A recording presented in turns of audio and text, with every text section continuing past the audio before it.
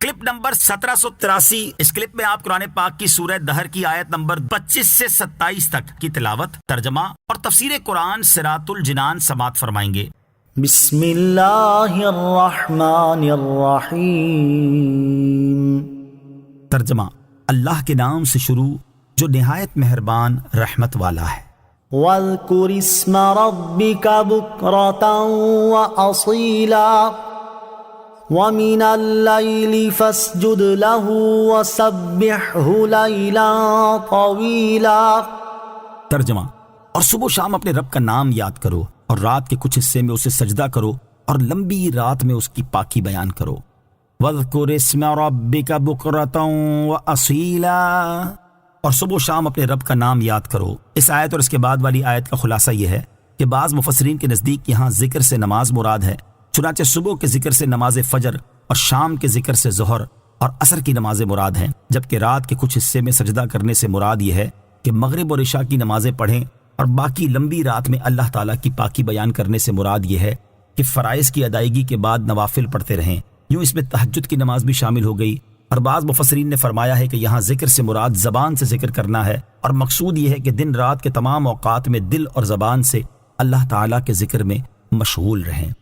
إِنَّ هَٰؤُلَاءِ يُحِبُّونَ الْعَاجِلَةَ وَيَذَرُونَ وَرَاءَهُمْ يَوْمًا ثَقِيلًا۔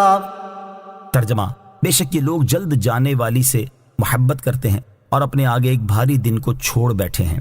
إِنَّ هَٰؤُلَاءِ يُحِبُّونَ الْعَاجِلَةَ، بے شک یہ لوگ جلد جانے والی سے محبت کرتے ہیں۔ رسول کریم صلی اللہ تعالیٰ علیہ وسلم سے مخاطب ہونے کے بعد اب اللہ تعالیٰ کفار کے حالات بیان فرما رہا ہے۔ چنانچہ ارشاد فرمایا کہ بے شک ان کفار مکہ کا حال یہ ہے کہ وہ جلد جانے والی دنیا کی محبت میں گرفتار ہیں اور اسے آخرت پر ترجیح دیتے ہیں، اور اپنے آگے قیامت کے اس دن کو چھوڑ بیٹھے ہیں جس کی شدتیں اور سختیاں کفار پر بھاری ہوں گی۔ یہ لوگ نہ اس دن پر ایمان لاتے ہیں اور نہ اس دن کے لیے عمل کرتے ہیں۔ دنیا سے محبت کب بری اور کب اچھی ہے؟ اس سے معلوم ہوا کہ جب دین کو چھوڑ کر دنیا سے محبت کی جائے تو یہ بری ہے اور کفار کا طریقہ ہے، اور اگر دنیا کو دین کے لیے وسیلہ بنایا جائے تو اس سے محبت اچھی ہے۔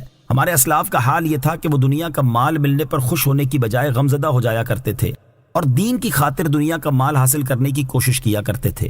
جیسا کہ ایک مرتبہ حضرت عبد الرحمن بن عوف رضی اللہ تعالیٰ عنہ روزے سے تھے، جب افطار کے وقت ان کے سامنے کھانا لایا گیا تو فرمایا، حضرت مصعب بن عمیر رضی اللہ تعالیٰ عنہ شہید کیے گئے اور وہ مجھ سے بہتر تھے، انہیں ایک چادر کا کفن دیا گیا، اگر ان کے سر کو چھپایا جاتا تو قدم کھل جاتے تھے اور قدموں کو چھپایا جاتا تو سر کھل جاتا تھا۔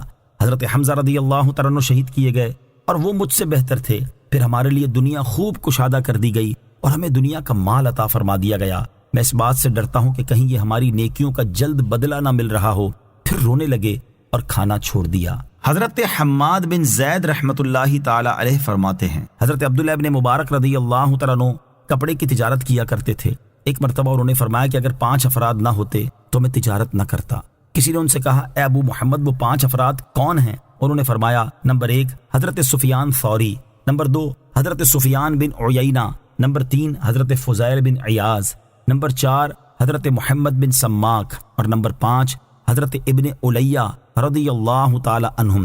حضرت عبداللہ ابن مبارک رضی اللہ تعالیٰ عنہ خراسان شہر تک تجارت کے لیے جاتے اور تجارت سے جو نفع ہوتا اس میں سے اپنے اہل خانہ کا اور حج کا خرچہ نکال کر باقی جو کچھ بچتا وہ ان 5 حضرات کی خدمت میں پیش کر دیتے تھے۔